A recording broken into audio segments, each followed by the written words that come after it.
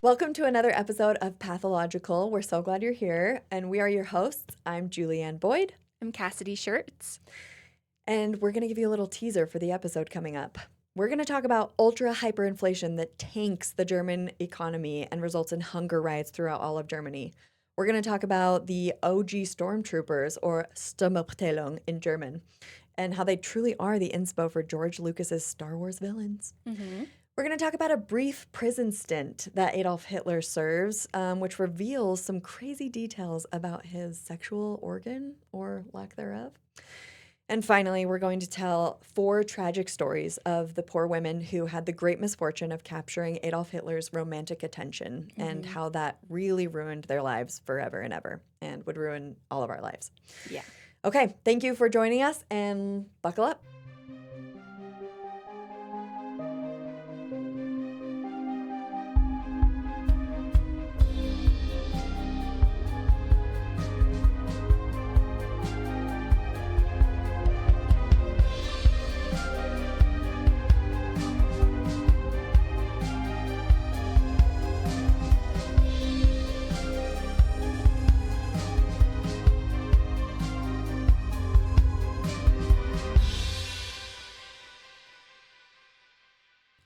I'm going to do a brief recap from the last episode because that was Hitler episode 1. We are starting Hitler episode 2 right now.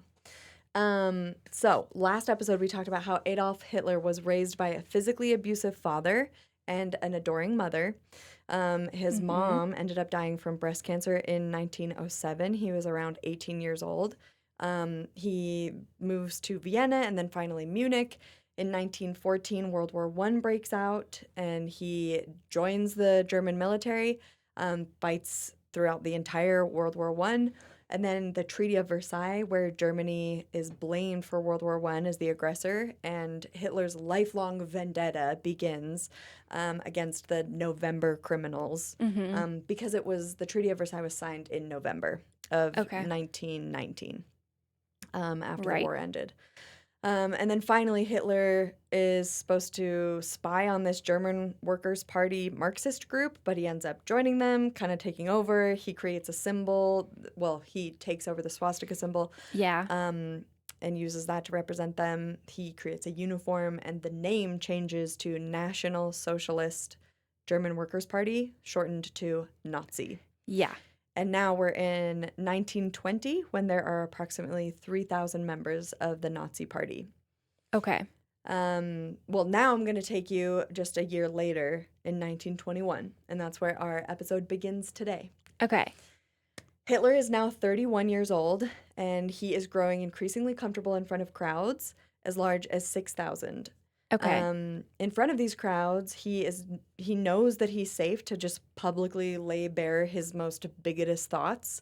And so he's really like loud and proud and like flamboyantly divisive about the people and ethnic groups that he doesn't like and that he knows his followers, which it's not his followers at this point. He's not the leader, but the followers of the Nazi regime. The biggest things that they think. He knows that they're echoed.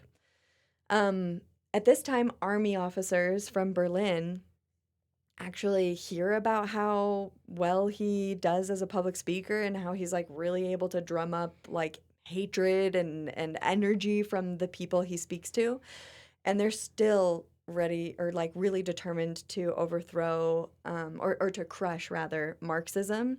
And maybe even overthrow the German democracy that has just started off. Because they want to go back to an empire. A lot of these high-ranking military officials. Okay. They had an empire with an emperor, Kaiser Wilhelm II, before World War I ended. And so they just like want to go back to the good old days. Okay. Looking through rose-tinted lenses that like thinking it was great when it wasn't. Yeah. I feel like a lot of times that happens in history where countries will, I mean, there is obviously a reason for the change in structure of the country. And It happens in our country every 4 years or 8 years. It's like, we've had too much of this side. Like, let's undo everything that presidency did and spend the first 2 years just switching everything. really, really efficient. Yeah, totally. Yeah, so It's a good political strategy, though, unfortunately. to just undo what they've done, what the other Yeah. group has done. I Yeah. guess so. Yeah, because you earn a lot of support that way because people voted you in for very specific things. Yeah. And if you out of the gate can prove that you'll act on those things, then they're like, oh, this person's a person of their word. Mm-hmm. I guess I can say a man because the United States has yet to elect a woman to president, which is disappointing. You should run. No, thank you. Don't you have to be like 85 years old to run? Yeah, no, you have, I think. You literally have to be 35. Yeah, But which. they are all octogenarians. No, for what yeah. reason? We only can elect like minimum 80-year-old I know, people into why? office. I don't Men. know. Obama was younger. He was, and Bill Clinton was younger when he got into Yeah. office, but whatever. But they're outliers. Yeah. Only senile. That has served our country so well. Several high-ranking military generals invite Hitler to come to Berlin. So he's south in Munich, and they say, hey, you're able to really drum up hatred in a crowd. Come up to Berlin, and can you speak to a bunch of German nationalist groups that we have up here? He does that. Okay. And in his absence, down in Munich, the German Workers' Party, now known as the National Socialist German Workers' Party, the original founding members get together and are like, hey, Hitler's gone. That dude sucks. Like, he is really turning into this, like, megalomaniac. Yeah. And showing some very dictatorial traits, and we don't like him. He's just been a good mouthpiece. Like, Yeah. he's been a good tool, but, like, he's grown too big for his britches. Or lederhosen, if you will. Yeah, his lederhosen. Here's a picture of him in lederhosen, by the way. It's so funny. Oh my gosh. Yeah, we need to put that on the screen. We Jordan needs to so everyone can see how big of a loser he is in his allegedly, outfit. and this I saw on Reddit, so I don't know how true this is, but he tried to like hide that photograph from the public. I because would too. It's so unflattering. I would too. And he looks so stupid. Anyways, so he is up in Berlin, down in Munich. They are trying to figure out, they're starting to make plans. Anton Drexler, one of the founding members of the German Workers' Party, and others have a plan to at least weaken his power, take him down a few notches. Yeah. And so he catches wind of this. So clearly there was a mole in that meeting. Okay. And he swiftly heads back to Munich and kind of beats them to the punch and is like, I'm resigning. Okay. Like the immature middle schooler that he is. Yeah, no. Like a middle school, like, scorned lover. Like, being like, I heard you were going to break up with me, so I'm breaking up with you first. Yeah, I'll do it then, first. Like, crying in the yeah, bathroom. yeah. That's him. The reaction from the party members at this time, which I don't know how many it is at this time, but it's not that much more than the 3,000 of 1920. There is so much uproar from them that the founding members are like, uh-oh, like, we clearly misjudged how loyal people are specifically to Hitler, not just to the Nazi party. And they realize, like, oh, this has taken a turn that we didn't foresee. Yeah. They are fanatical followers For of Hitler. Yeah. Yeah. So when he declares that he'll only return to the party if they make him the official chairman and give him, like, dictatorial powers, they put it to a vote. And on the executive committee, there's 544 people, and he wins in a landslide victory, 543-1. Oh my gosh. And that one man is a brave soul. Yeah. No, he's the one who can say, I told you so. No! Yeah. I just hear this, like, pipsqueak voice in, like, a huge crowd that's like, no! Boo! I don't know. It's He's kind like, of who's with me? Yeah. No one. Crickets. Yeah. Really brave. Yeah, no, seriously. He can say, I told you so from the beginning. Yeah. I know. Unless they, like, killed him. Like, I'm really... Oh my gosh, they probably did. I don't know. Knowing Hitler. Yeah. So, on this fateful day of July 29th, 1921, is now the first time that he is called the official Führer, the leader of the Nazi Party. I was about to try to say that, and I just Do it. No, Do it. I can't. I don't think. Phew.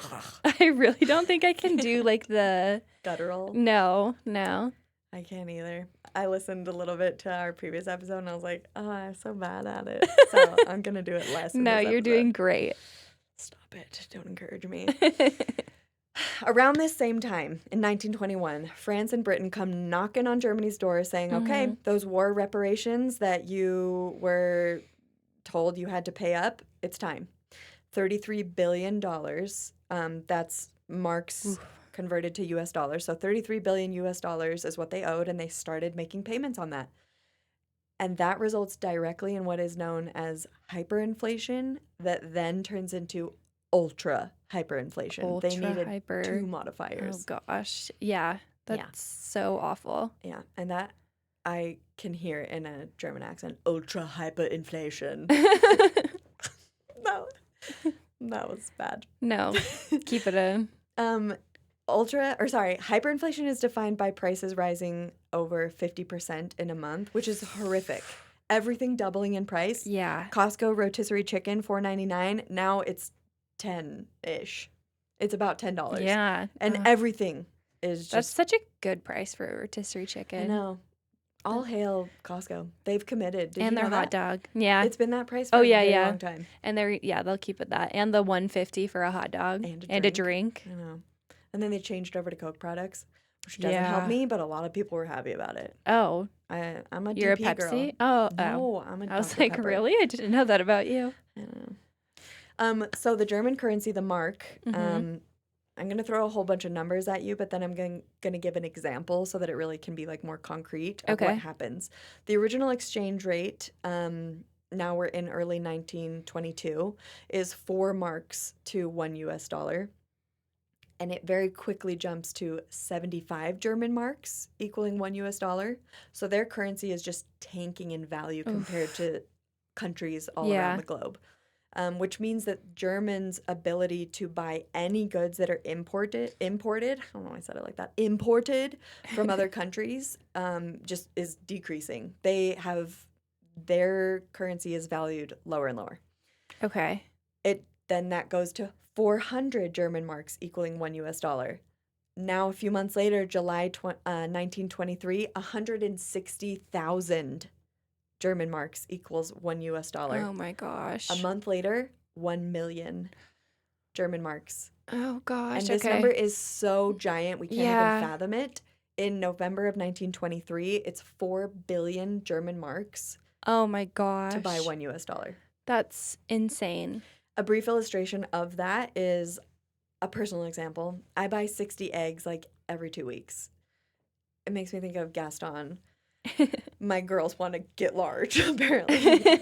What does he say? I eat 12 dozen eggs, roughly the size of a barge. I don't know these lyrics. Moving on.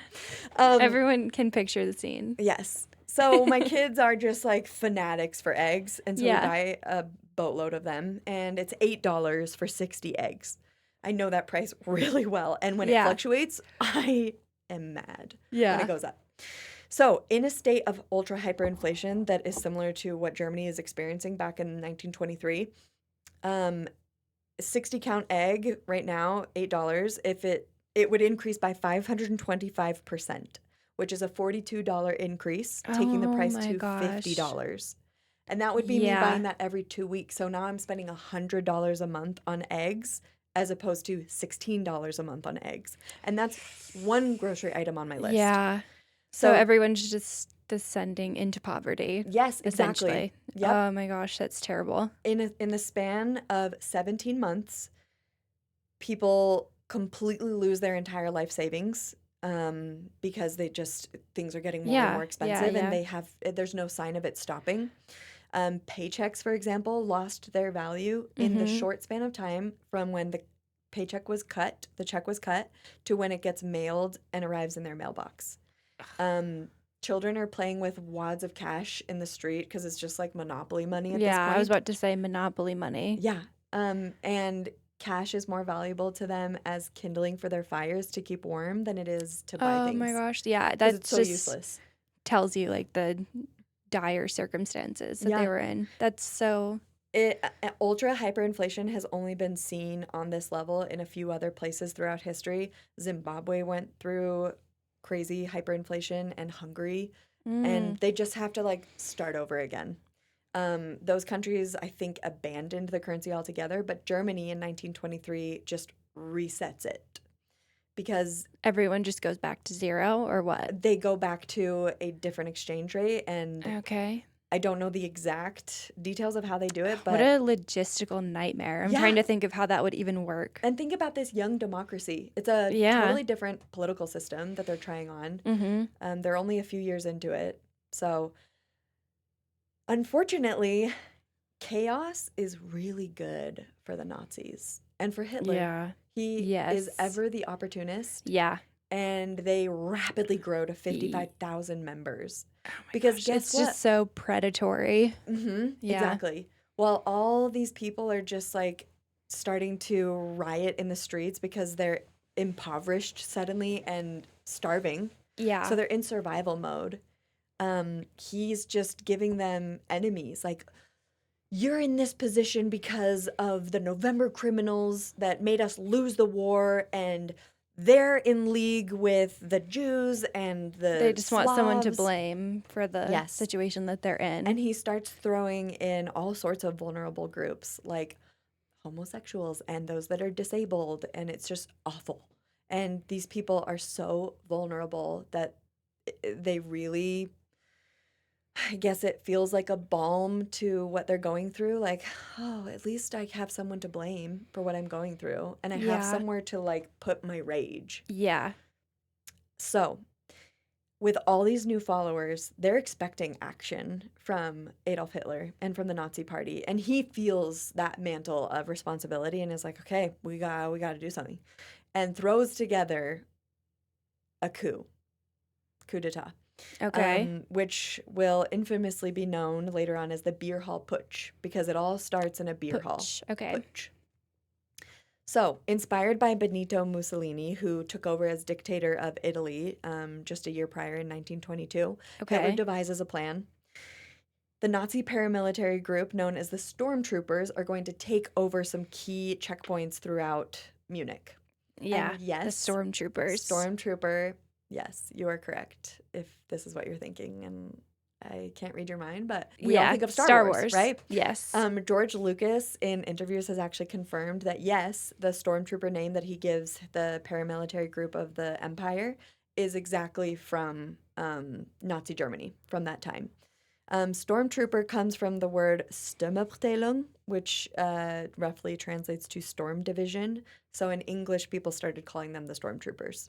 The reason that George Lucas says that he uses that name is because he really does want to like consciously evoke this feeling of dread and terror in his audiences as they see the Empire. That's so interesting. I feel In like the that just movies. makes me want to rewatch the Star Wars movies. Yeah. With more of like a real life context. Like it Mhm. gives it more layers. Yeah, it really does. And he actually used like a lot of dictators from throughout history to model his characters after throughout the whole That's so interesting. all the lore. So November 8th of 1923 is an event that will live in infamy. They were supposed to take over 4 locations, these stormtroopers. I'll say the German, but it's a beer hall in Munich called Bürgerbraukeller. Keller? I don't know. It's a guttural No, sound. that's good. Yeah. You did great. It's a bunch of Bavarian government officials holding a meeting there that night. And so they're supposed to take that over, as well as army headquarters, the office of a local newspaper, and various local print shops, because they want to start gaining control over the media. Because if Okay. you have control over the media, you have complete control over the narrative. It's not like now where we have social media and we have like a million different sources of information and news. Mhm. They only had a few sources of news back in this day. So if they could gain control of that, the narrative is theirs. So smart, unfortunately. Unfortunately smart. Yeah. Yeah. Very strategic. So Adolf Hitler, Hermann Goering, who's in charge of the stormtroopers, they burst through the doors of the Bürgerbraukeller And Hitler just immediately waltzes up to this stage that they have at the front and like goes up to the mic on the podium. And I can just imagine him being like, the National Revolution has begun. And like mic drop or some stupid thing. And he just starts lying to them and saying, Nazi troops have occupied army headquarters. And I quote, Hitler says, the army and the police are now marching on the city of Munich under the swastika banner, which is absolutely not true. That's not what's happening at this moment. Okay. He then orders the 3 highest-ranking Bavarian officials in that meeting to go into the small back room, and he says, yield power, like bend the knee, come over to the Nazi party. And when the men just like stare blankly back at him, one even glaring at him, he whips out his pistol and just starts like swinging it around and saying, I have 4 shots in my pistol, 3 for you gentlemen and the last bullet for myself, which is honestly really stupid because it's like, aren't you trying to take over? Yeah, what? Why are you about to say that you're going to kill us and yourself? It's like, that's not making any sense. It's I like, if know. anything, it's like, great. It Yeah, feels no, like, okay, thanks there's for- this really famous like American bowler who is covered on ESPN 30. He says something really stupid and funny that my family and I quote a lot. 1 second. Okay. He says like, okay, this is what he says. He like bowls a really great score and then he turns around and he's like so like hyped up and crazy and he's like, who do you think you are? I am. It just like doesn't make sense. And that's the energy I'm getting from Hitler right now. Yeah, no, I was going to say, it's sounding so, like, theatrical. Yes. Yeah. That is how he is. Yeah. It's really bizarre. It feels like he is LARPing Yeah. all of these events. What if I do this? There's 3 bullets in this gun, or 4 bullets, 3 for you and 1 for me. It just feels like the, Okay. who do you think you are? I am. I just, No, it's, what's wrong? no, What are we doing? I don't know. That's That's a quote really, from an SNL skit. I, Anyways. he's just, yeah, like, there's something Unhinged. so, like, false about his public persona. You're right. It Yeah. reads very false. Yeah, I yeah, yeah. agree. The men that he says this to in a crazed state continue to stare blankly at him. And they're just like deadpan, like, when is this over? I still have a pint waiting for me.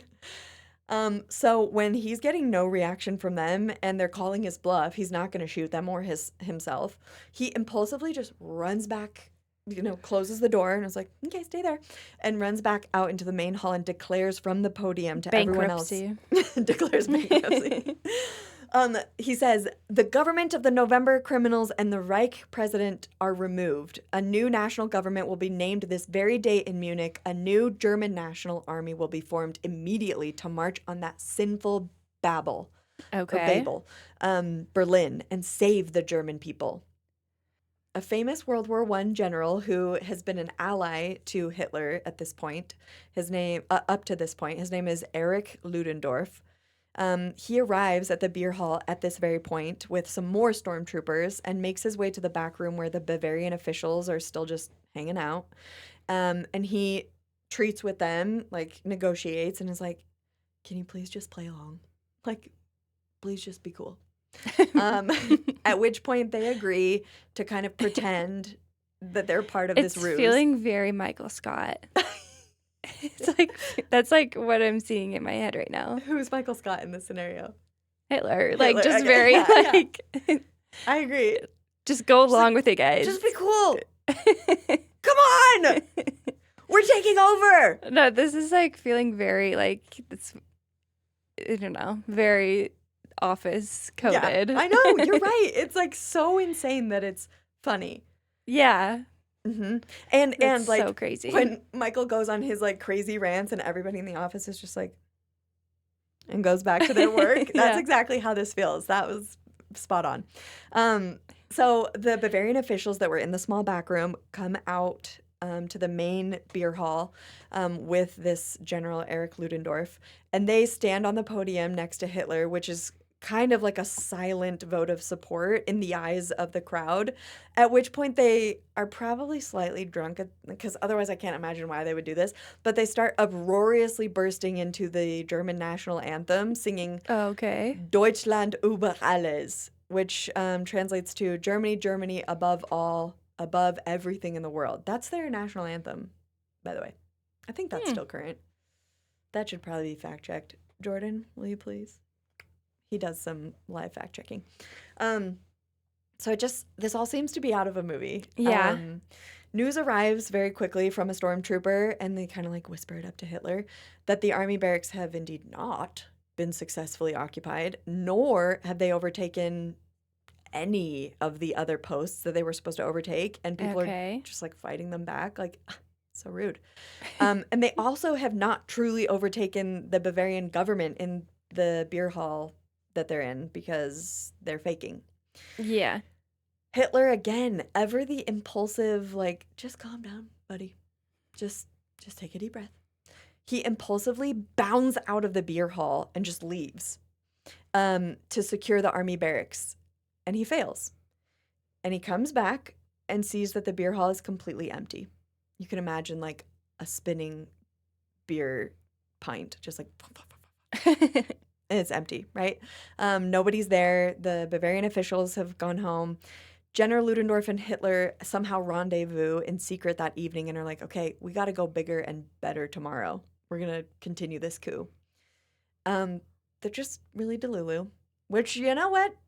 Delulu can be used as a positive word too. Like, just go for it. Like, be delusional. Well, what's sad is, like, we're making fun of them, but we know that they actually do take over. And this is the beginning of a very horrible end. Yeah. No, we can look back at this and think it's funny, but we can laugh at this because of the ridiculousness of it. Yeah, but it will get more and more like sober in our attitude as it legitimizes. Right. Yeah. And I think we've seen that at a lot of different points in history, where before it really escalates, it's kind of like, look at these idiots. Yeah. But then it becomes like, oh my gosh, these idiots are getting a lot of followers. This is a real threat. And people really like them and are listening to them. And now, okay, legislation is being passed based on the ideology of these idiots. Like, that's when it starts to take a really sinister turn. Mm-hmm. We're not there quite yet because they're not a powerful group yet.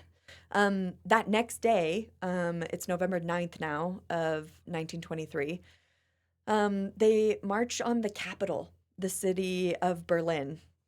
And they take 3,000 stormtroopers, and they think that surely at this big show of force, the police and the military will surrender to the stormtroopers and join the Nazi movement, and we'll ride off into the sunset, and it'll be Nazi occupied. Okay. They are wrong.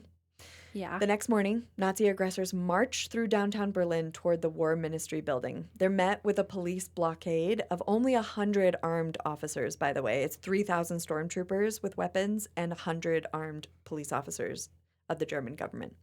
Hitler yells out to the police to surrender, and they're just like, no!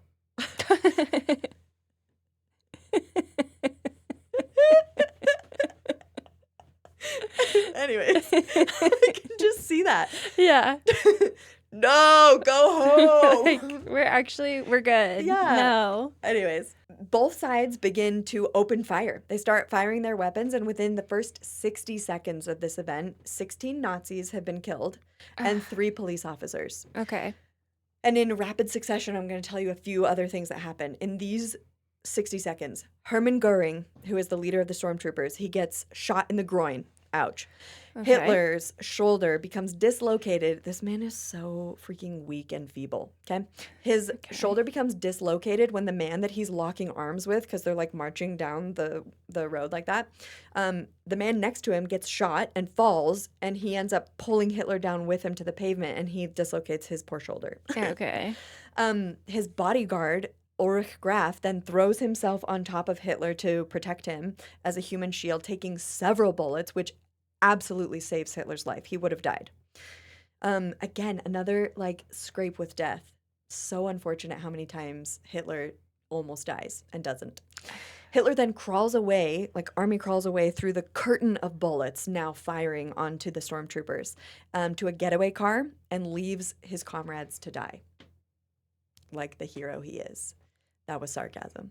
Yeah. General Ludendorff, knowing that they've lost, like he's just like has kind of a good head on his shoulders. Like we can forgive him because of something I'll tell you about him later. Okay. He walks head hung through the line of fire to accept his arrest and be arrested by the German police.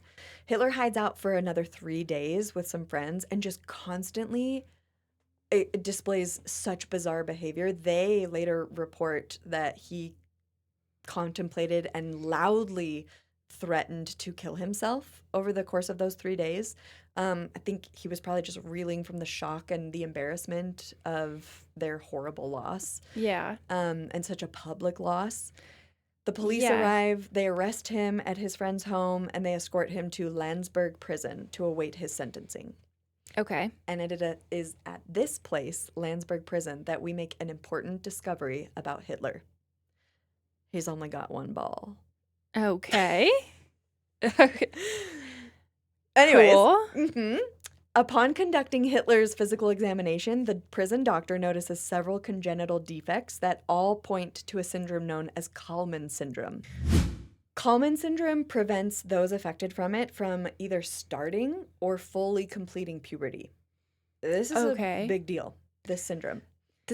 I've never heard this about Hitler before. This is juicy. And this is tea. Yeah, we are spilling it. Kallman syndrome is likely what caused Hitler's right testicle to never descend. A disorder, a congenital defect called cryptorchidism. Sorry, I always want to say cryptorchidism, but it's cryptorchidism. Okay. Like the flower orchid. Yeah. Strange. He also has, when he was born and to this point, so he didn't have it surgically fixed, he has hypospadia, which these days is easily fixed with a surgery. And I know like a lot of people in my life that have had hypospadia when they were born. It's when the urethra opens up on the underside of the shaft of the penis instead of the tip. Oh, okay. Yeah. Jordan, insert a picture. I'm just kidding. Anyways, so it's not something to make fun of like good people about, but the fact that his entire platform was about like being part of this master race that is like perfect. Yeah. It's so hypocritical. So ironic. He has all of these issues. Yeah. Overcompensation. Oh, absolutely. Yeah. This is such a case of overcompensation. Totally. To the nth degree. That's like the story of Hitler's life. It is. Yeah. And it becomes everyone's problem. I'm now going to sing the absolute poetry of a song that spread through the Allied forces fighting against the Nazis in World War II. Let's hear it. Singing.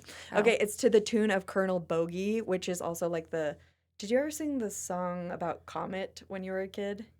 My siblings and I... This must be a more general song. My siblings and I didn't make it up.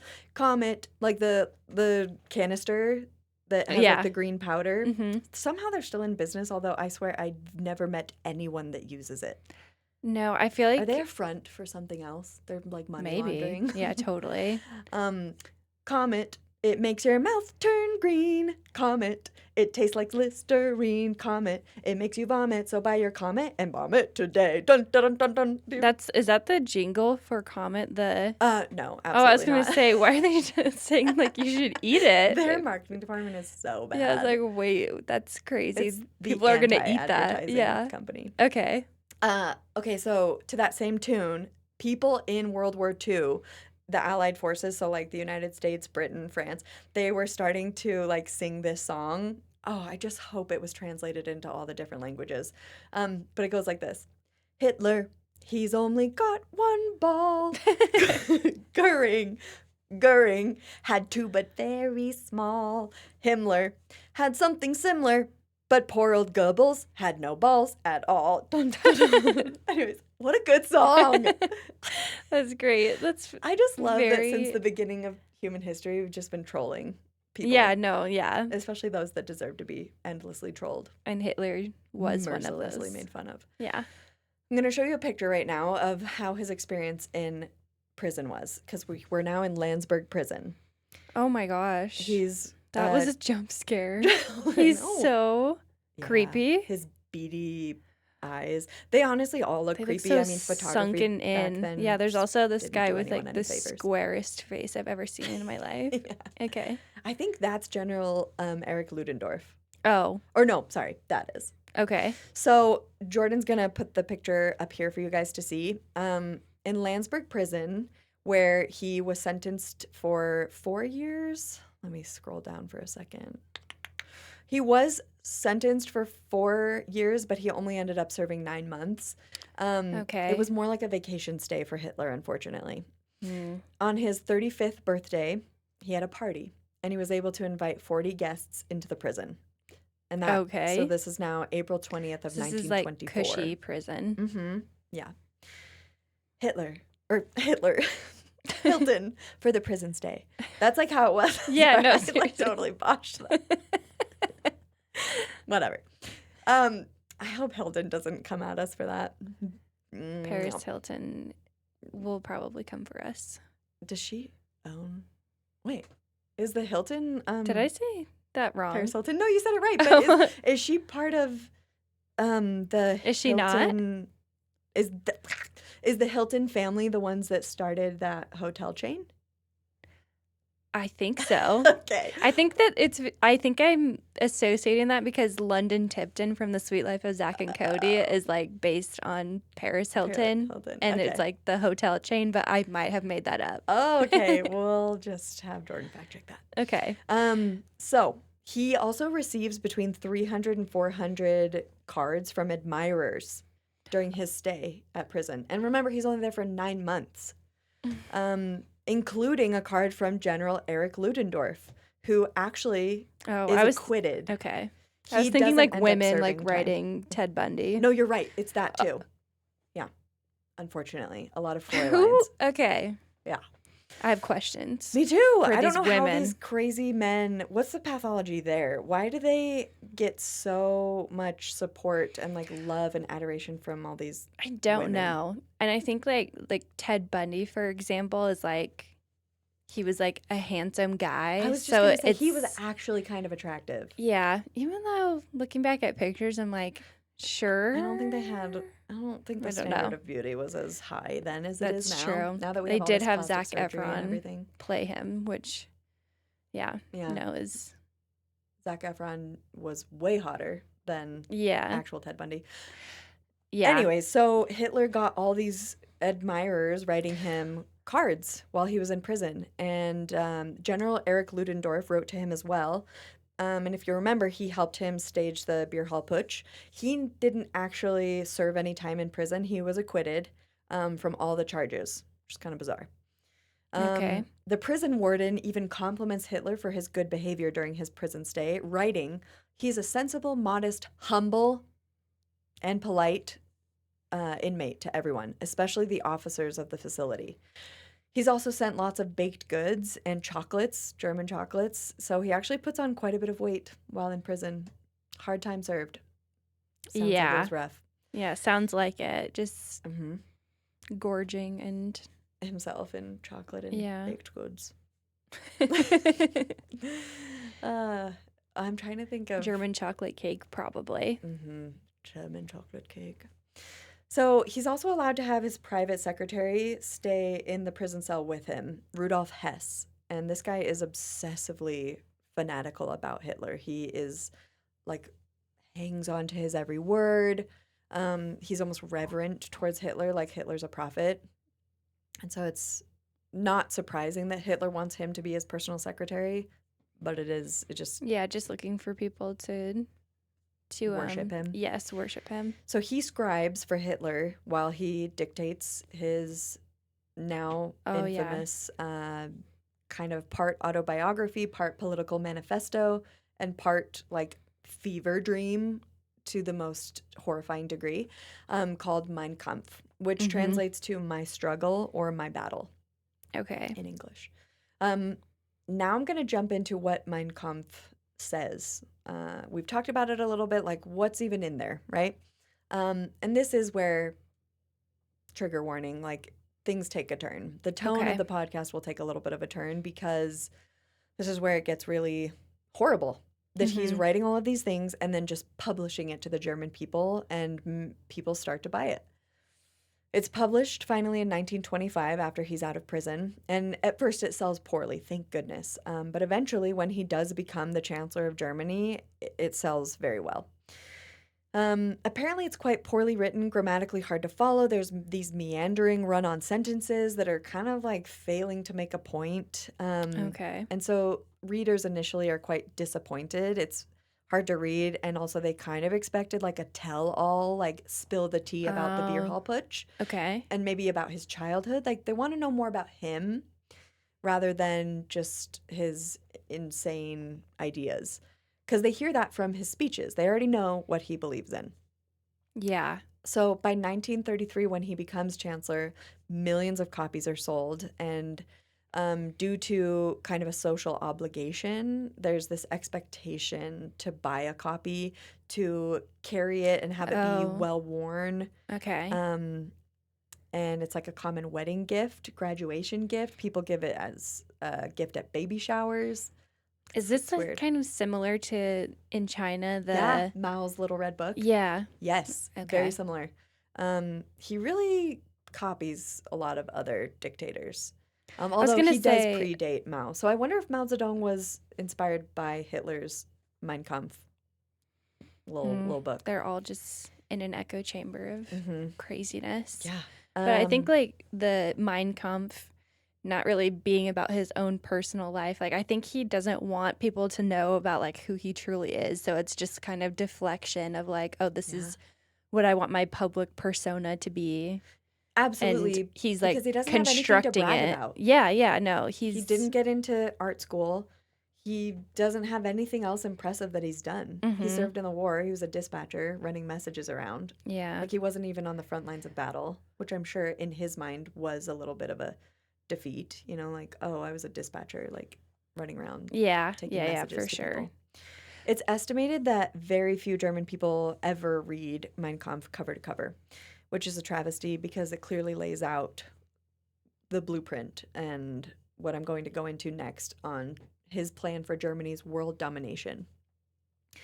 Eventually, Mein Kampf does bring great wealth to Hitler because everyone starts to buy it. So that's a bummer, all those royalties. So here's where I jump into what it says. It talks about how the Aryan race is the master race. Big quotation marks there because these are not my words. Yeah. And how their biggest threat to success are the Jews. And that's why he specifically thinks that they should be eliminated as a group. Hitler writes, "The mightiest counterpart to the Aryan is represented by the Jew." He goes on to describe the Jewish people as some really terrible things, like says that they breed like rabbits, they're scum, maggots, calls them all these horrible, horrible names. Parasites, monsters. Yeah. And he talks about them being crafty and sly and also clever. This insane idea that Jews are conspiring against the Aryans to see which race can dominate the world is unfortunately becoming a more widespread idea as he is spewing it from microphones at rallies over and over and over again. And if you say something that is a lie over and over again, it starts to sound like the truth to people because it's familiar. Yeah. And so children start to be taught this in school in Germany at this point.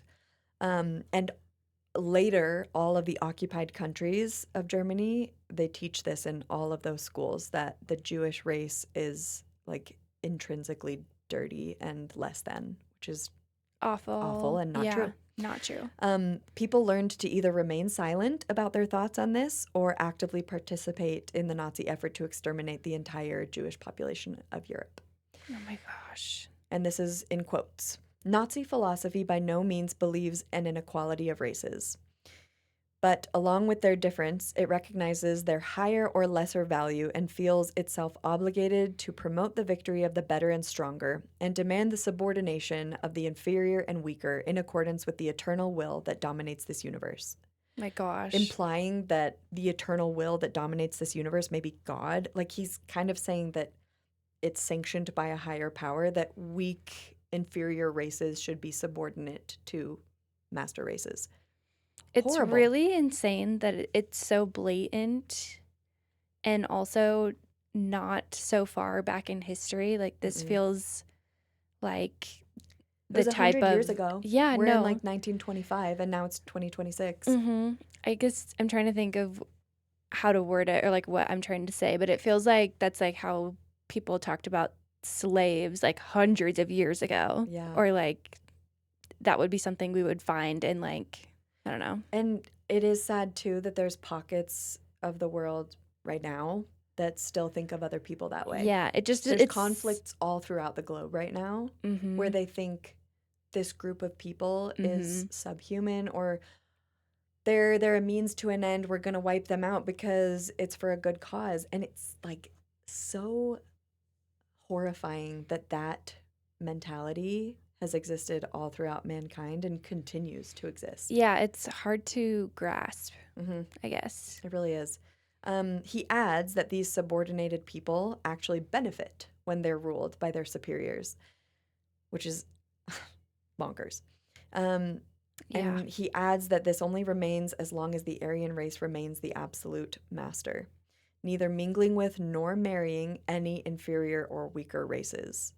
He continues that the German and Aryan race will need more living space as their population grows. He really wants especially German women to know that they have a role, and their role is to birth as many babies as possible, because he wants this pure. Okay, which is ironic because he's saying like the Jewish people are breeding like rabbits, and then is Thank you for saying turning that. to the women and saying this is what you need to do. Yes.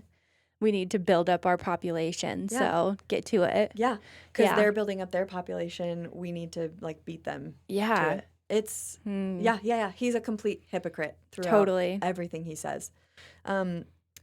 He provides justification for the military conquests by the German Aryan race, stating that they're entitled to this land that borders Germany. They need more living space, which in German is Lebensraum. And so he keeps talking about like this Lebensraum that needs to be taken by force.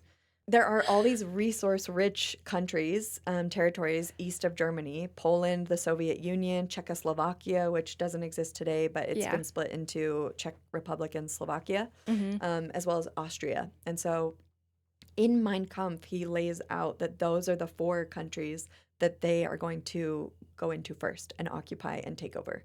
And he says that the populations of these countries will be colonized, enslaved, or depopulated, which is code for murdered. Depopulated. What a political way to say. I know.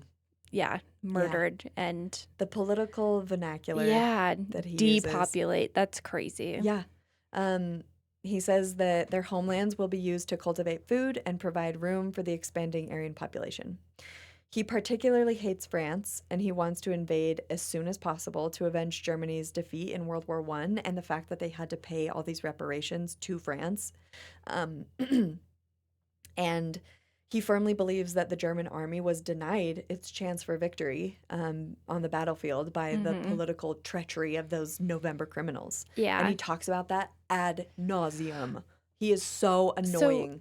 So was Hitler the originator of this propaganda, or was this propaganda that was fed to him post-war that he is just continuing to spread? More the latter. He doesn't seem to have a whole lot of brand new thoughts himself. He really is touting a lot of the thoughts of the people around him.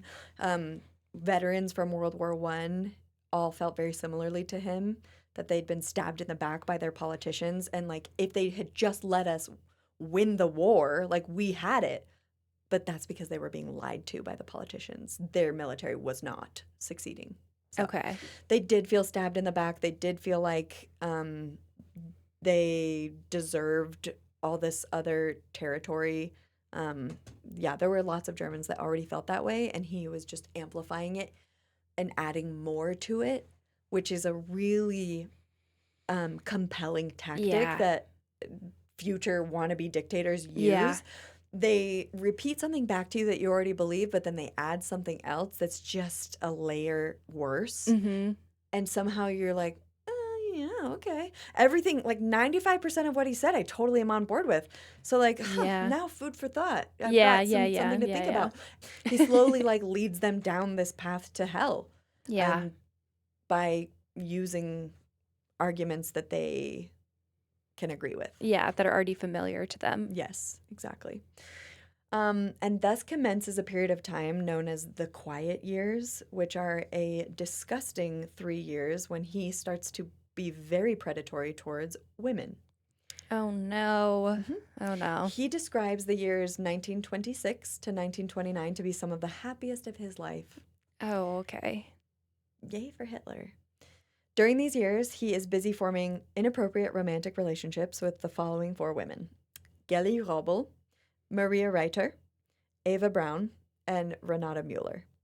Okay? Okay. We will talk about each I'm of those remembering individually. Gelly from episode 1. Yes, and I Okay. will go into who these people are. But you got to know that the age difference with all of these women is 19 years, 21 years, 23 years, and 19 years. So he's approximately Ooh. 20 years older than all of these girls. Most of them are not even women when he meets them. Okay, so on top of everything, Hitler's a pedophile. Yep. There's 17 years old, 16 years old, 17 years old, and then the last one was 24 when they met and had a romantic kind of dalliance. His infatuation first starts with a young girl named Maria Reiter. And we can basically call it grooming because she's so young. This is right upon his release from prison, actually. He moves almost immediately to an Alp town that's a gorgeous town. I looked it up on Google. Amazing. It's called Berchtesgaden, and it's in Bavaria, Germany, which Bavaria is the state kind of in the south of Germany. Mm-hmm. Absolutely idyllic. Think of like a quaint chalet, cabin, cottage in the mountains, and flower boxes under every window. Just like a stereotypical European Alp city town. Yeah. Yeah. With like rolling hills and mountains on either The side. sound of music. Yes. Okay. The hills are alive. Yep. That was really good. Oh. Everyone's like, please stop. No, actually, yeah, no, that's a fun fact about Julie. She has a great voice. Oh, but it's like operatic. It's not like a pop voice, which I really my whole life had wished I had like a pop voice, but I don't. Hitler would have loved your singing. Oh, stop it. Oh my gosh. I'm never singing again. So, the little amount of money that his book Mein Kampf did make him, he uses those royalties to buy, or not even buy, to rent a small chalet, so a small cottage in this town. And this is when he first sets eyes on this beautiful blonde girl. She is 16 years old, and I'm going to show you a quick picture. And Jordan will. She looks so young. He looks so so young. creepy and old. Yeah, he looks like Oh, her I'm so father, or sad. maybe even Yeah. grandfather or great uncle. Like, Yeah, no, that makes me he so did sad for not her. age well, thank goodness. Me too. This is really devastating. At the time, she was working in a clothing store in the village, and she went by Mimi, cutest name. Mimi. Yeah, I just think that's such a cute nickname. Mm-hmm. He's 37 years old when he walks into this clothing shop, and a 16-year-old girl is at the counter. Her mother had just died 2 weeks before they met.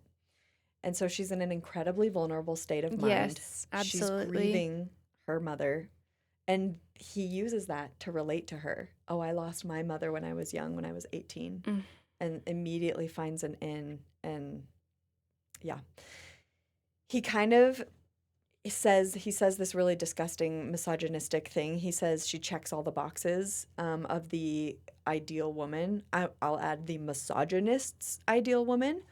In his own words, he describes her as young, pretty, and pliable as wax. He wants someone he can control. Yeah. Which that is absolutely not love. No. When you are trying to control everything that someone says, does, wears, and you like criticize them, like these little micro insults and criticisms, you are making them become such a small and warped version of themselves. It is so psychologically damaging. Yeah. And that's what he does. He invites Maria to attend his Nazi rallies where he will deliver speeches that later she will describe as captivating. She says she was captivated by his oratory and his hypnotic effect on his audiences, saying that it felt as if he was speaking just to her. He was keeping his eyes He probably fixated was, on me, yeah. staring intensely at me. I will never forget how unsettled, but also exposed and exhilarated I felt. They share dinner after this rally, and she's intoxicated by this older, powerful man who, 21 years older than her. Mm-hmm. And he is really socially behind for his age group. He just never seems to form healthy relationships with anyone in his own cohort. It's always women either in an older age group or a much younger age group. Which is such a red flag. Yeah, I totally Yeah. agree. No, there's a reason that women his own age were probably really turned off by him. When they met him in person. Yeah. Because you think of the women that were writing him in prison were probably close to his age. Mm-hmm. But when it came to in person, you could just immediately tell something was off, according to many quotes. Yeah, and I think that goes across the board, like any man, even like a PSA to young women dating. Yeah. If an older man is paying you attention, I know it can feel like special. Because I was a teenager once too, and I know it feels really special to be like, oh my gosh, like he's so much older and wiser and mature, and he's picking me. That is absolutely not something to be honored by. It is gross and it is horrible. But it's really hard to convince teenagers of that. Mm-hmm. So she just fell for it. Yeah. And in this relationship, I don't even want to call it that, he is the one that is in the wrong. She, of course, is going to fall for this. She's young, hormonal. She's just lost her mother. She's grieving. So I don't place nearly as much blame on her as I do him. Like, this is his fault. Absolutely. Yeah, I put no blame on her. Yeah, me neither. Yeah. Throughout 1926, he visits Maria in Berchtesgaden, and he's also kind of commuting between Berchtesgaden up in the Alps and to Munich in the city. At one point, they had their first kiss in the woods near her house, and apparently he eventually has sex with her a few months after her 17th birthday. So she is a minor. We can call that sexual assault, rape. Yes. Even. Yeah. Statutory rape. Yeah. She leaves detailed, she leaves details in her entries in her diary. They wrote back and forth for months while he was living in Munich, and she in Berchtesgaden, until one day he just goes radio silent. He got what he wanted, and he moves on. After weeks of writing him and never hearing back, she finally gets the picture, and she is absolutely just gutted, distraught. And she's been groomed and kind of brainwashed by this man. She attempts to take her own life. Oh my gosh. She feels so like the scorned woman. And like her scorned girl. Yeah, girl. Yes, exactly. She feels like her love isn't being reciprocated and she can't believe that it's over. She hangs herself with a clothesline, and luckily her older brother hears a weird sound in the room next to him and ends up saving her life. So that she doesn't end her life over this absolute loser of a person. Gosh. So, yeah. That's kind of how I'm going to end that story. Even though there's a few details, they do continue correspondence throughout the years, but nothing else horribly traumatizing happens to her. But he just keeps his hooks in all of these women. And he has like a really magnetic, powerful, I guess, mesmerizing effect over them. I don't understand. Mm-hmm. It's around this same time that he's also attracting many upper-class socialites who are older, and they become kind of like mother figures. They're like flirtatious companions and financial bankrollers, most importantly. Mm-hmm. Okay. He needs money. He's got all these supporters. This makes sense, yeah. But they don't have the cash. Mm-hmm. And cash flow is absolutely important at this moment. So he has two primary sugar mamas. I was about to say, so he's got some sugar mamas. Mm-hmm. Which he's absolutely just manipulating for his own purposes. Yeah. He doesn't love them. He's just using them. He's only into 16-year-old girls. Yeah. So the daughter-in-law of his hero is the first one. His hero is the famous opera composer Richard Wagner. So Miss Winifred Wagner is his daughter-in-law. and she's very generous with her donations to Hitler and the Nazi Party, as well as a woman named Helena Beckton, who outfits Hitler with a brand new wardrobe, kind of treating him like her doll. It's like Ken in the Toy Story. Oh, yeah. When he does his montage trying on all his Yeah, outfits. exactly. Yep, that's Hitler. And who's watching it? Barbie? Yeah. Just like clapping along, like, Yep. So she's introducing him to all these influential, powerful people that are in her social circle. And he starts to go to all these really important social events. And so he's out in society and seen more and more in downtown Munich. It's said that she was often seen stroking the top of his head and calling him her little wolf. Her little wolf. Okay. Rumors even swirl that there's a sexual component to their relationship, but that has not been absolutely proven false or true. Okay. And there's also hypotheses that Hitler might have felt like this was requisite to securing financial support from this woman, so maybe he wasn't into it, but he did engage in some intimate, maybe inappropriate sexual behaviors. But again, unconfirmed. It could have just been slanderous talk by haters.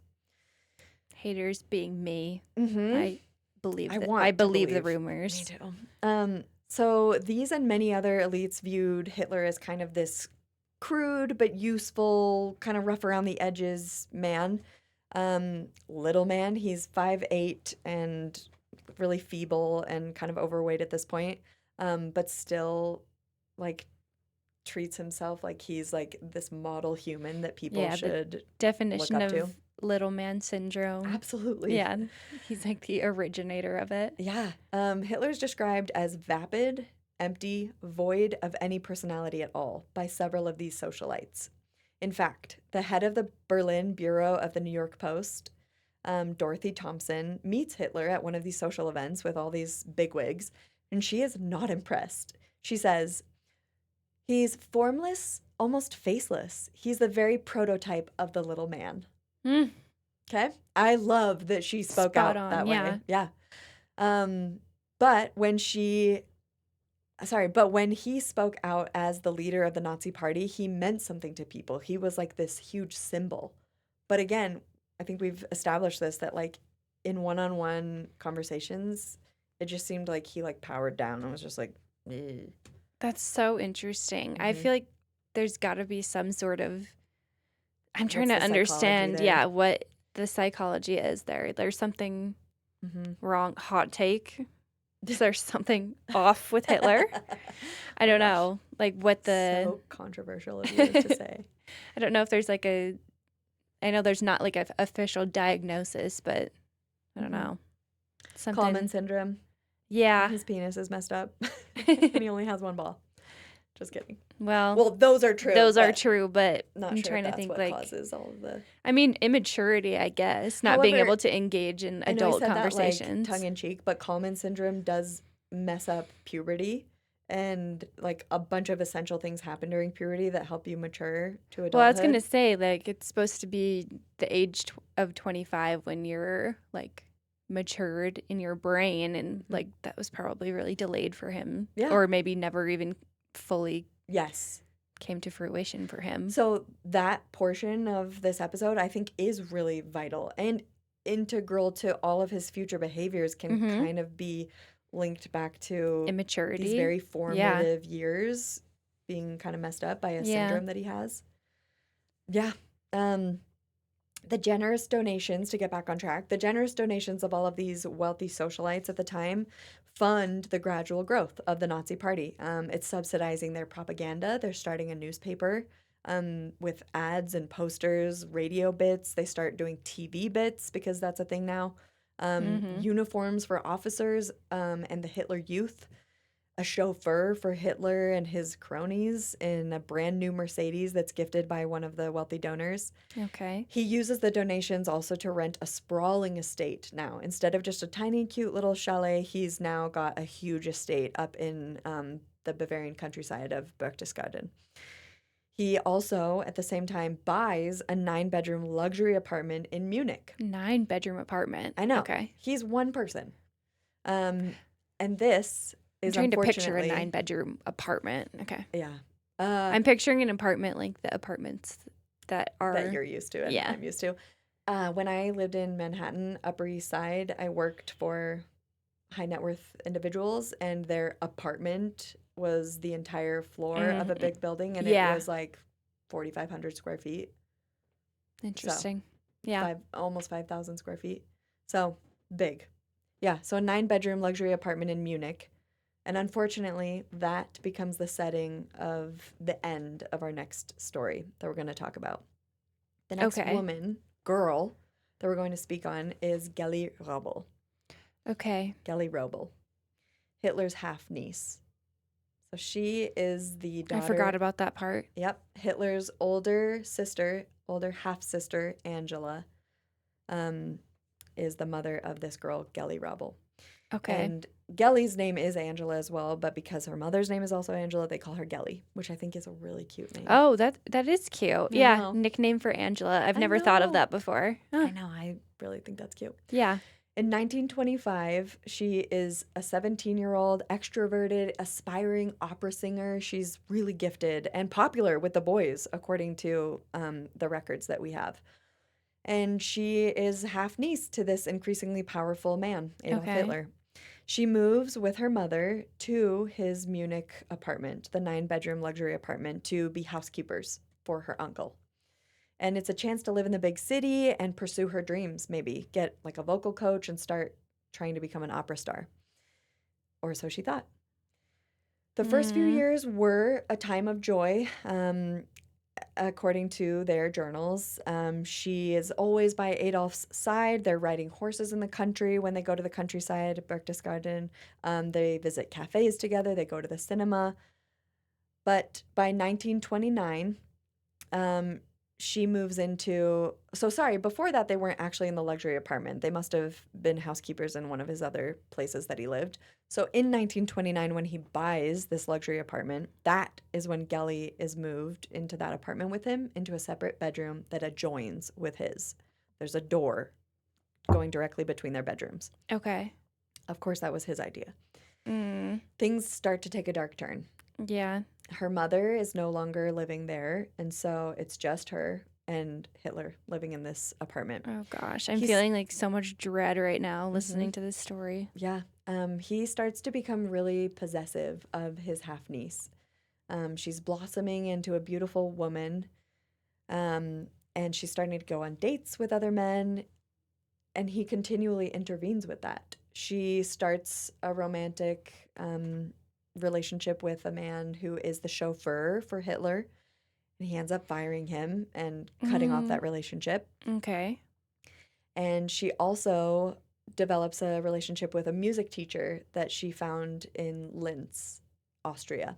Okay. She wants to marry this man, and Hitler forbids it. He's absolutely enraged that she would want to marry this man, which means leaving his side and no longer being at his beck and call. He's infatuated with her despite the 19-year age difference.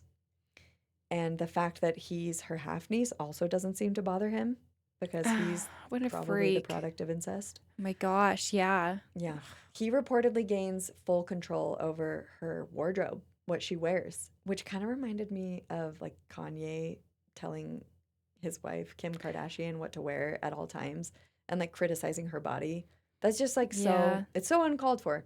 You don't criticize the body of someone that you love and what they wear and tell them that they have no taste, like, let me choose it for you. Yeah, he probably... But it starts so, like, innocuous. It doesn't seem like a big deal. Like, oh, he just cares and he just wants me to look my best. Like, he's in my corner cheerleading me on.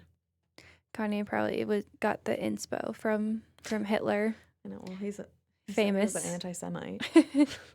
But famous then he was diagnosed supporter with bipolar, so I feel like we can give him a little bit of grace, but still crazy. Yeah.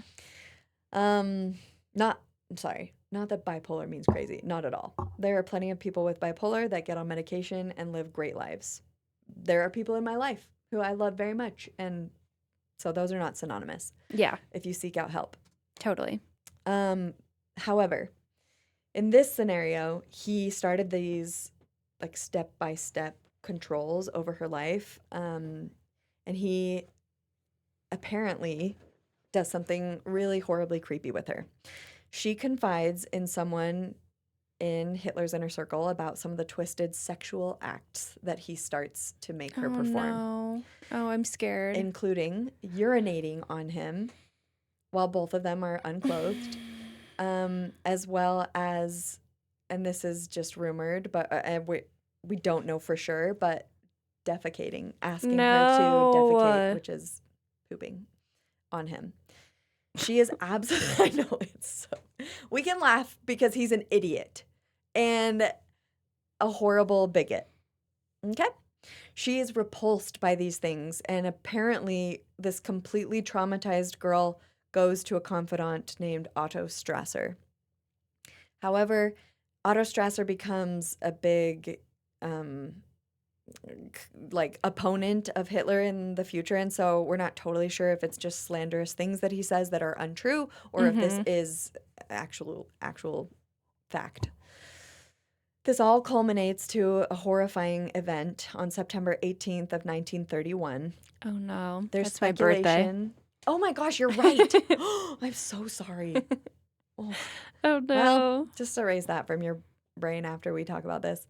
Okay. There's speculation that Gelly was pregnant at this time. By whom is totally uncertain. It seems very unlikely that it's Adolf Hitler because it seems like the sexual acts that they performed would not produce a baby. Okay? Yeah. It's just urination and Oh my gosh. sadomasochistic things. The sadist, which is like this rageful, like wants to beat people, is like the outside version of him, and then the masochist that like wants to secretly be humiliated and denigrated in the bedroom. It seems like he's a sadomasochist. And Hitler so, like, being the original. Yeah. Fruity, although it was definitely around like, before him, but Fruity Pebbles. I actually have not dug into that more. Secret Lives of Mormon Wives lore. Well, that's like... Is that what... Anyways, we can talk about it offline. But Fruity Pebbles is like such a rage bait thing for... What's her name? Demi? Demi. She's also like not okay. No, on the show. and... Yeah. Well, that was like... the big secret, I guess, that was exposed like off the show, like on social media, is the Fruity Pebbles thing. Which was like a sadomasochistic thing between her and her husband? I guess. Okay. I don't really know, but that was like the big secret revealed. It's like Demi pees on her husband or something. I don't even know. And did they call it Fruity Pebbles or something? That was like the... Okay, I don't need to get into the full details because it's gross, but that was the weird secret that was like... Oh, okay. Well, yeah, it is a kink for some people. I mean, Hitler is not... he's not the only person throughout history that has wanted to be urinated on. The existence of, like, dominatrix women that go and, like, have whips and things, and, like, that's a thing. Those are kinks, okay? Those kinks don't need to make you an incestuous creep that also then, commits a genocide on all of Europe. So I guess. I think we can draw a little bit of a line in the sand. They're like, not all sadomasochists are Hitler. Okay. I just don't want to judge good people that have weird kinks. I don't know. I feel good that about... makes it sound like I have that. I need to say the record. I do not. That is not me. I don't know. I kind of feel good about judging people that do that. Okay. I feel fine about that for me, right. I love but that for that's you. just me. Yeah. So there's speculation that she was pregnant, not sure who by. It's not likely that it's Hitler, but could it be from the music teacher that she's in love with and wants to marry from Linz, Austria? Or could it have been Hitler's chauffeur that he ends up firing? We never really find out. And it's also not totally, corroborated that she's actually pregnant at the time. But after an argument, an explosive argument between Adolf and his half-niece Gelly, only 23 years old at this time, she's found dead by a gunshot wound to the lung using Hitler's own pistol. Her nose bone is also found to be shattered, and she has also sustained several other injuries indicative of a physical altercation. Oh, no. The investigation into her death wraps up incredibly quickly, and they just say, it's a suicide. Huh? But this gets called into No, question numerous times over the following years and throughout definitely history. not. Yeah, many suggesting that it must have been Hitler who killed her Of in a course. fit of rage, probably. Yeah. But he later says that she's the only woman he ever truly loved other than his mother. So my hypothesis really is that he kills her in a moment of rage and then probably immediately regrets what he's done. Yeah, it's like a crime of passion Mm-hmm. for sure. Yeah, he wants control over her. He's losing control. And so he just does something Yes. to control her, one Mm-hmm. final act of control, and then immediately regrets it when he kind of comes down to earth and like stops seeing red and going blind with rage. Gosh. The secret police, the Gestapo, are the ones who investigated it. So of course, you know, Yeah. Hitler has them in his pocket. So Yeah, of course. Yeah. they're going to do anything they can to preserve the image of Adolf Hitler. So that's clearly, well, in my mind, that's clearly what happened. No, there's murdered no her. way that was a suicide. That doesn't Yeah. make any sense. Yes, she's 23. She has her whole life ahead of her. Potentially, like, maybe pregnant at the Yeah. time. Yeah. No.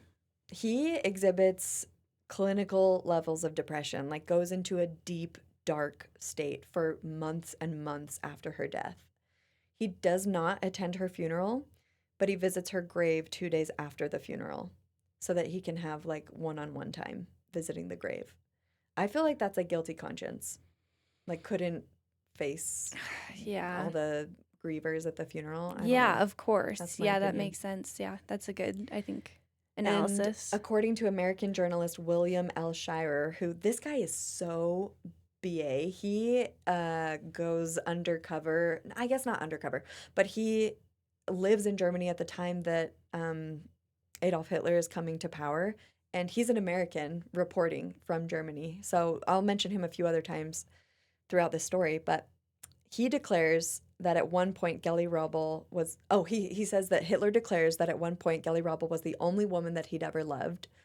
And he keeps her room in the Munich apartment just as it was left that day that she died, September 18th, your birthday. Sorry. He keeps it like a shrine to her, only entering it once per year on the day of her death. He also hangs portraits of her in a few different places throughout his like reign as the Reich Chancellor. He hangs it in the Reich Chancellery in Berlin the whole time he's in power. And Dr. Walter C. Langer, who's a psychiatrist employed by the United States OSS, which is the Office of Strategic Service, basically the precursor to the CIA, he researches and prepares a psychoanalytic profile on Hitler in 1943 when Hitler is still alive and explains in his book, The Mind of Adolf Hitler, that he likely didn't know how to form a bond with anyone due to his inner emptiness. Dr. Walter describes Hitler as a sadomasochist to his core. And this is a quote from him, and I kind of already said this, but a sadist on the outside, deriving pleasure from inflicting pain on other people, while a masochist on the inside, deriving sexual arousal from being humiliated, which is supported by the allegations of him having a urination kink and some disinterest in normal sexual behavior. Okay. Quote unquote normal. This takes us to our next woman, victim of Hitler. Her name is Renata Mueller. He's just on this rampage of...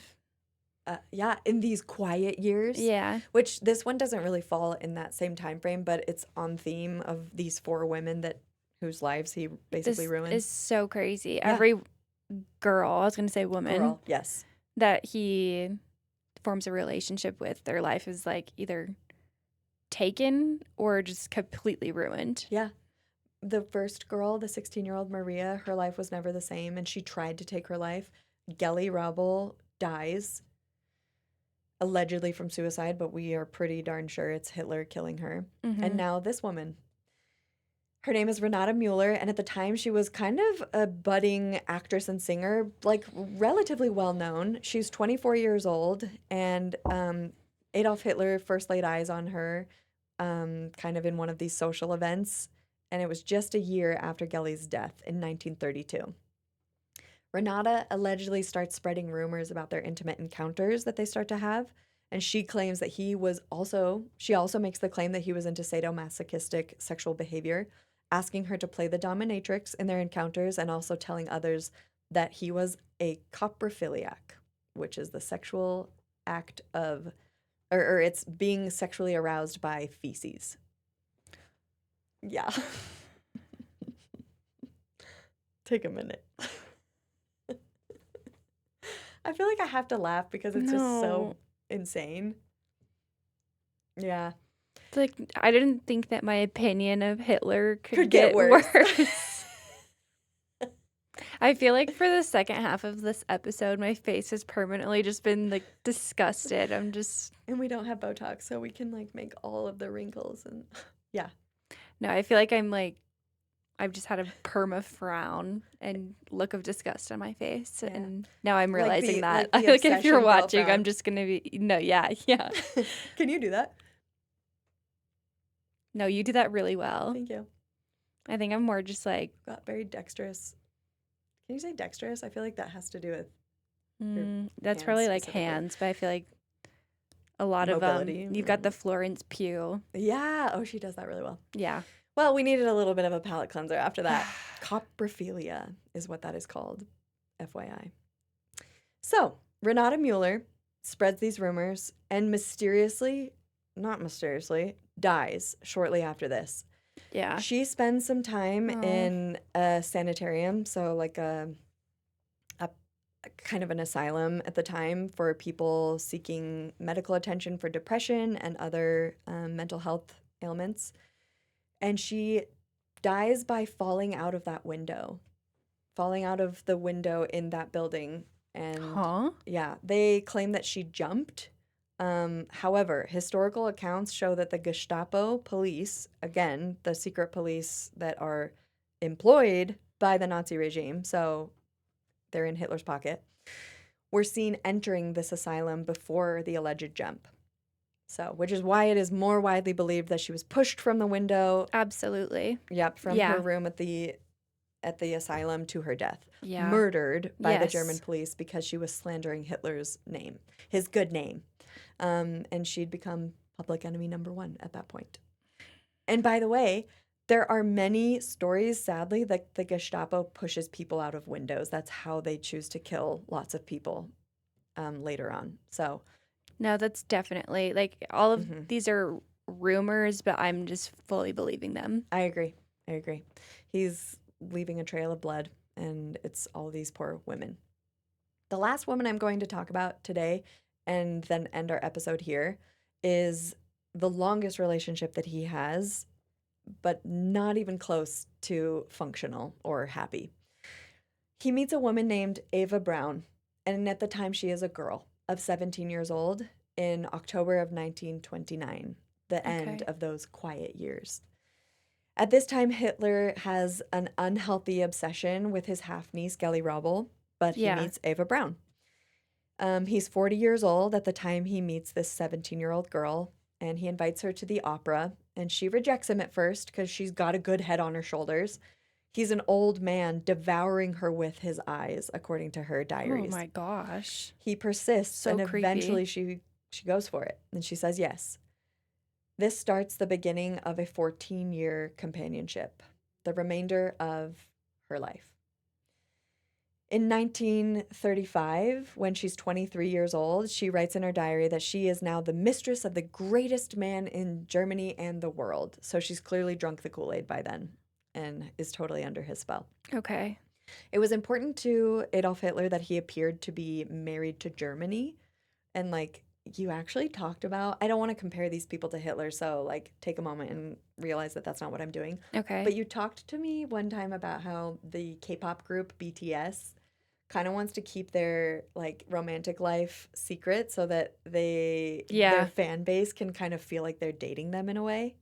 Like this weird parasocial relationship. Yeah. They don't actually know each other, but that's part of the like kind of lure that they have, the mystique. Mm-hmm. And that's what he openly says in some of his records. He wanted to appear to be married to Germany, and for the German women especially to feel like they could like have a piece of him, like he was theirs to claim. Oh. And so he never wanted to be married to any other woman. Okay, so he just had tons of like parasocial women Yes, in love with him. And he knew it, and he I'm like fed that. I cannot understand it. The I don't either. attraction to Hitler. Yeah, me neither. But the idea of a parasocial relationship is something we can all relate to. Like well, maybe not to the same degree, but like you become really interested and excited about these like heroes, these A-list actors, celebrities. They're so beautiful, they're so flawless, their skin is amazing. Like we hero worship people. I guess this is, Everyone does. yeah, you can Swifties see. love Taylor Swift. Mm-hmm. Men have versions of that where they like really put like NFL stars, NBA, NHL, whatever, on pedestals and they're like look up to them and think they're amazing. You know, we Yeah. all do it. I mean, this is showing us the mental state of the people in Germany at the time, Mhm. that this is who they We're hero were worshiping. propping up in Yeah. their minds. Yeah, because they were so vulnerable. The economy and That's how politically there was so much. dark the unrest. times were, Mhm. that Hitler was their, Yeah, it was their guy. like a second Dark Ages kind of. yeah.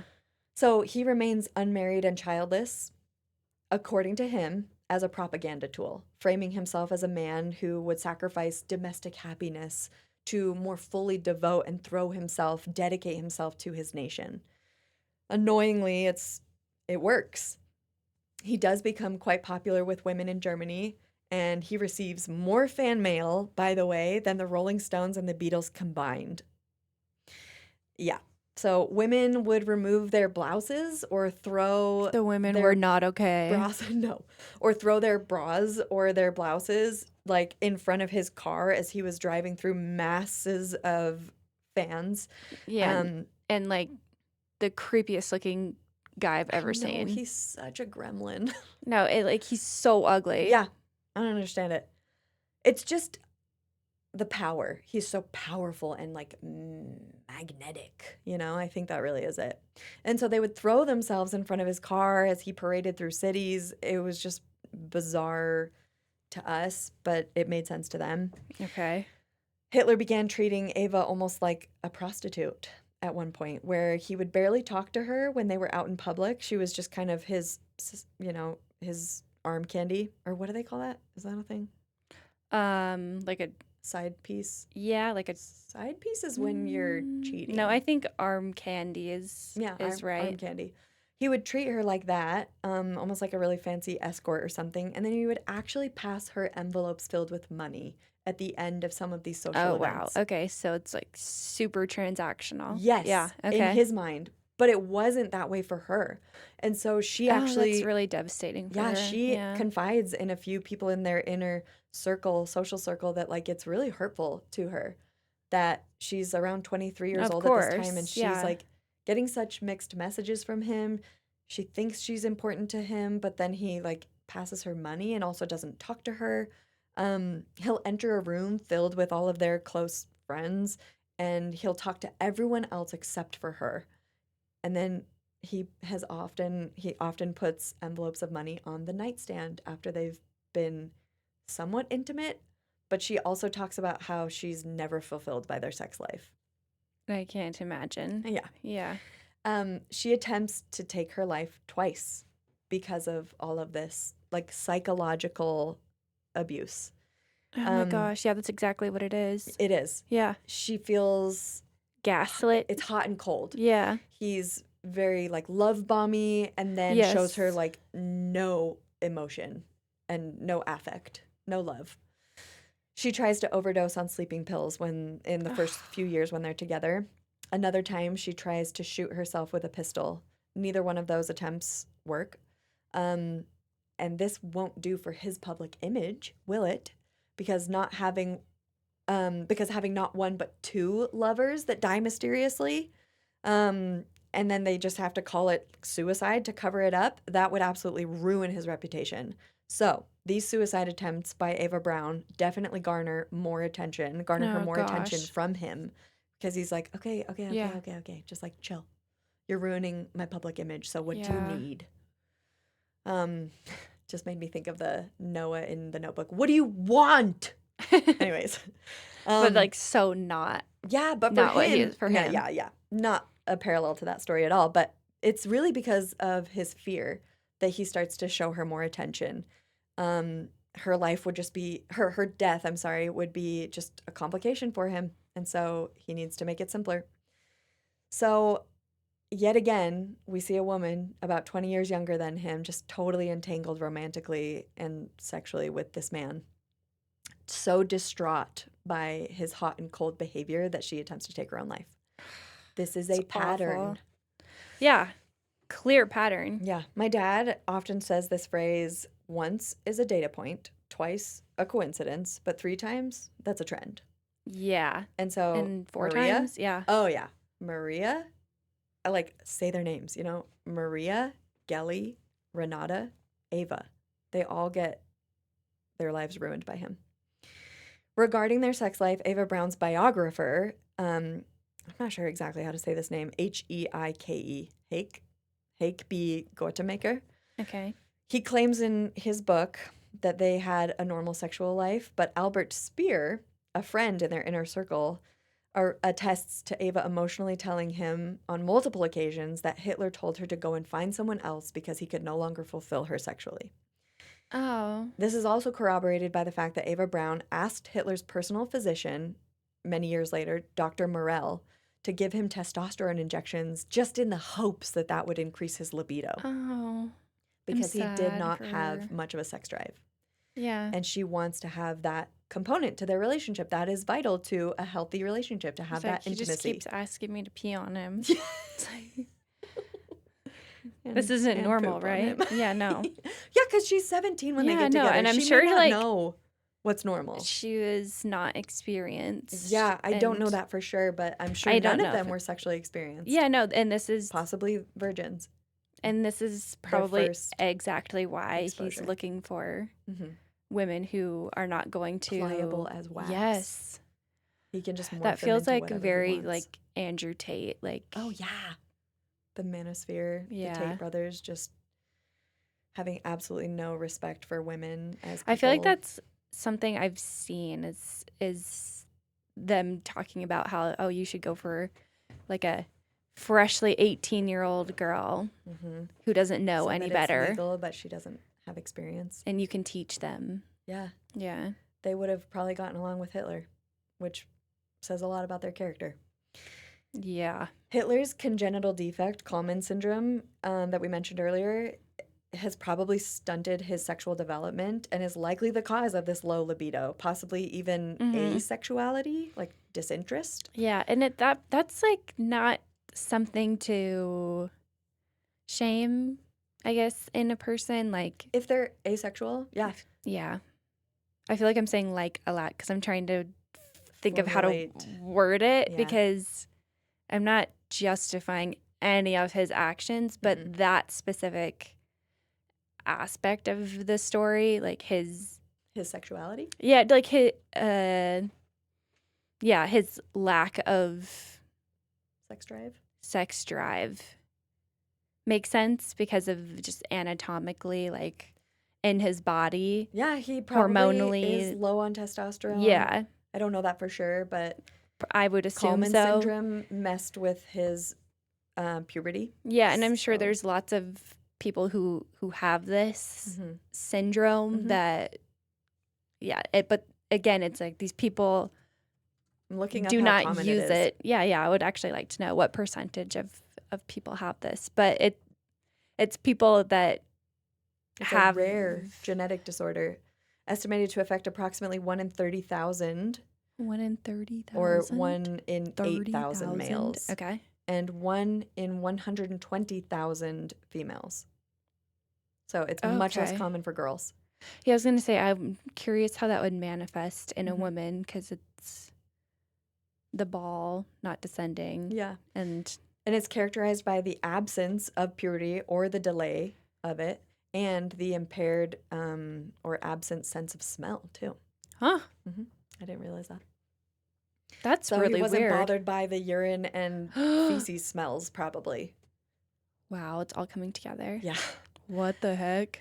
Yeah. Interesting. I have a couple more things to say about Ava, and then Yeah. and then we'll come to the close of our episode.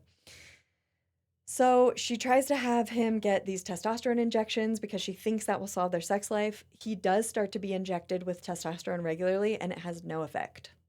on his interest in her sexually. Okay. Well, So that sucks for her. yeah. Uh-huh.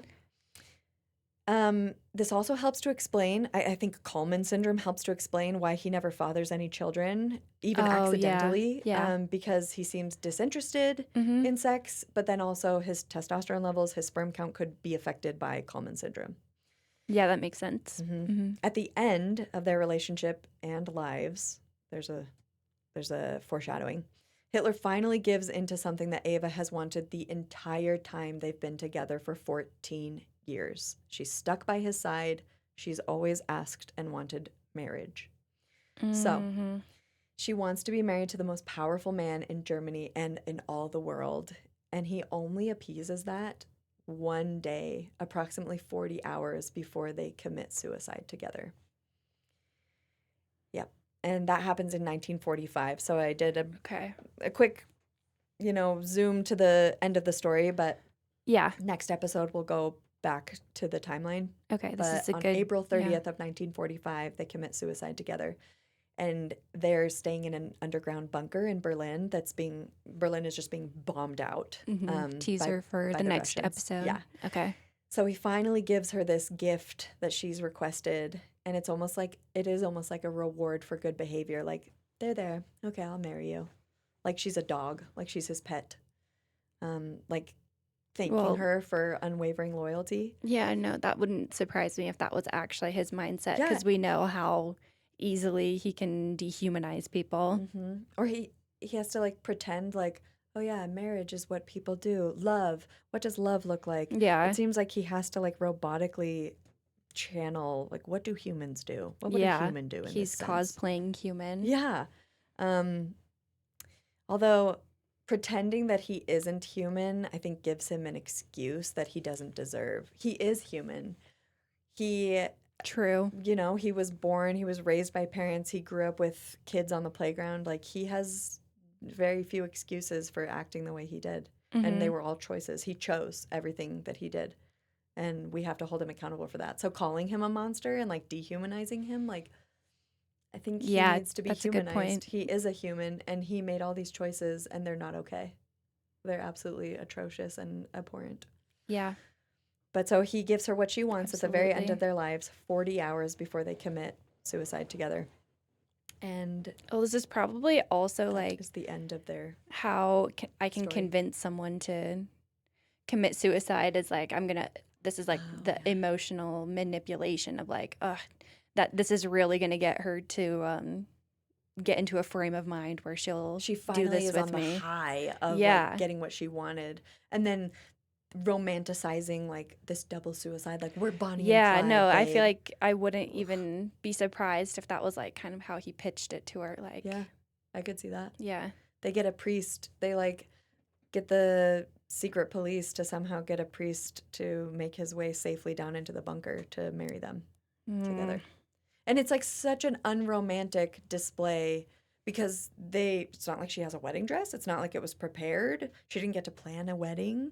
I'm sure none of her like childhood dreams of what it would look like to be a wife and a mother maybe and have a wedding dress. I'm None actually of that so happened. angry for all of the women that were They were part of groomed his life. Yeah. and brainwashed into what he wanted them to be. Yes. He just really like discards what he's like, takes what he wants from them, and then they're just discarded. Yeah. They're disposable to him. Absolutely. Yes. To end the episode, kind of want to leave it on like a little bit of a positive Yeah, we note. went to a very dark place. Yes, we went to some very dark places. Mm-hmm. I feel like to young women, and I know we already kind of said this, but to young women, don't date someone who makes you feel really confused about your own self-worth and is hot and cold with you all the time, who love bombs you, but then treats you really horribly the next day. That is the biggest red flag. Mm-hmm. Run, run, run. The longer you stay in that, the easier it is to just keep staying. It's so hard for people to leave once they've committed for years and years because they feel like there's... Yes, yeah, and especially when it starts so young. Mm-hmm. Yeah. Yeah, it's kind of not their fault for Mm-hmm. not realizing that they deserve so much more Yeah. because their Yeah. self-worth was That's the developing Yeah. at the time that they were being told, like, you're just a pet, be pretty and shut up. Like, Mhm. that is such damaging messaging, but they're getting it Yeah. all the time. And so, yeah, don't let people treat you that way. Don't let anyone treat you that way, Mhm. especially a romantic partner, because they will see the most vulnerable parts of your Yeah. personality in your life. Yes. You should be able to tell them all the scary things that you feel like you can't say to anyone else, and then you should be able to feel like you're not being judged harshly by them. They love you and they understand you. And I also want to say, like, I don't want this to come off as like a man-hating podcast, because we're not. Yeah. Absolutely not. Unfortunately, a lot of the Cases, cases that we'll talk about are because men. a high percentage of homicides, of Yeah. murder-suicides, family annihilations are perpetrated by men. Mhm. And so that it's like there are wonderful men in the world, and these men do them a huge disservice by making it seem like all men are awful. They're not all awful. There are incredible men out there. We've both found wonderful men to spend our lives with. Yes. And be picky. Yeah. Do not settle for a man that is Like Hitler. super egomaniacal and will just treat you like you don't matter. And doesn't treat you with respect for your opinions, respect for your body, and like trust. They trust you and you can trust them. Those are big. Yeah. I think if you can find a man that's humble, that's a big green flag, giant, huge. Yes. The opposite of Hitler. Ugh.